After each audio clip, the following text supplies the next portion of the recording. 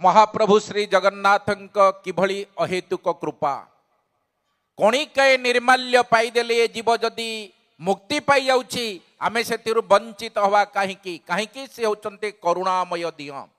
जे कि नील कंदर पर्वत उपरे सर्वदा बसिछंती भुज टेकी बसिछंती जे भक्त माने आसिले मु कुळेई नेबी तेणु से महाप्रभु श्री जगन्नाथ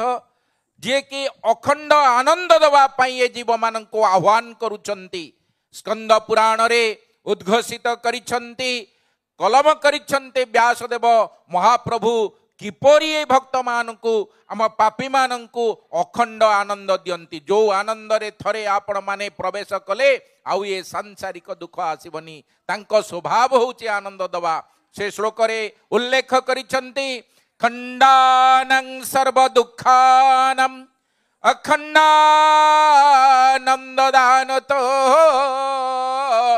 स्वभावो दारुरूप ही परम ब्रह्म विधीयते। महाप्रभुंकर स्वभाव दारु रूपरे दारु बपुरे दारु तनुरे श्रीमंदिर रे जो मानवीय लीला करुछंती तांकर स्वभाव होची जे अखंड आनंद प्रदान करिबा जे अखंड आनंद दाता से महाप्रभुंक चरणारविंद रे आमे जदि टिके खाली मन देई दबा प्रभुंक पाखरे आमर जदि मानसिक कनेक्शन रही गला ए मन जदि महाप्रभुंक चरणाश्रित हो गला आमे गोटे गोटे चारण हो गले आउ सांसारिक दुख हमको ग्रास करि परिबो नाही। तो महापुरुष परम पुरुष जे कि केवल पुरुष होचंती जगन्नाथ से होचंती पुरुषोत्तम कहीं पंचदश अध्याय रे गोटे जोग अछि ता ना होची पुरुषोत्तम जोग समग्र 18 अध्याय भगवत गीता रे गोटे जोग 15 अध्याय रे अछि जे कि हमर महाप्रभु पुरुषोत्तम से जोग मध्य पुरुषोत्तम तेणु से पुरुषोत्तम जोग रे महाप्रभु कहउचंती जे पुरुषोत्तम केवल ही सी केमिति ना ये क्षर अक्षर युक्त भितरे सी होचंती अतीत जे कि ये क्षर अक्षर रु अतीत अछंती आउरी ऊर्ध्वरे अछंती जस्मात् क्षरंगतितो हो अक्षरात् अभिचोतमः अतोस्मि लोके वेदे च प्रथितः पुरुषोत्तम जो क्षर अक्षर ऊर्ध्वरे जे रहिछंती सी होचंती महाप्रभु हमर सबु जिनिस तांको ठारु क्षरित होउची एवं सबु से अक्षर ब्रह्म ही हमको प्रदान करुचंती से महाप्रभुंक चरण तले ए सेवक अनंत कोटि प्रणाम कले मध्य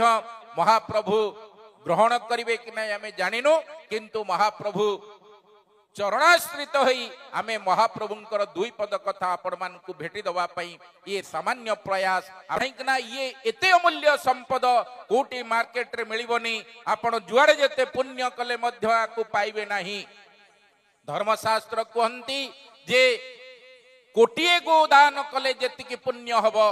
वाराणसी रे रहिले मध्य जेतिकी पुण्य हब जदि आपण वर्तमान गंगा सागर मेला चलिबो महाकुंभ सेठार जदि आपण साधु संत मानक सहित कल्पवास करिवे जेतिकी पुण्य हब सुवर्ण सुमेरु तुल्य करी जदि दान करिवे जेतिकी पुण्य हब खाली थरे महाप्रभुंक नाम कर्ण गोचर हेले तार सहित समान हेबो नाही। तेणु निश्चित भाव रे महाप्रभुंक नाम समस्ते नियंतु परिवार रे पिला मानकु सिकांतु खाली तांको कर्ण रे महाप्रभुंक नाम प्रवेश करेले आचरण उच्चारण रे जदि महाप्रभुंकु से निज जीवन रे व्रती करिवे भविष्यत रे तांकर केबे असुविधा हेबो नाही।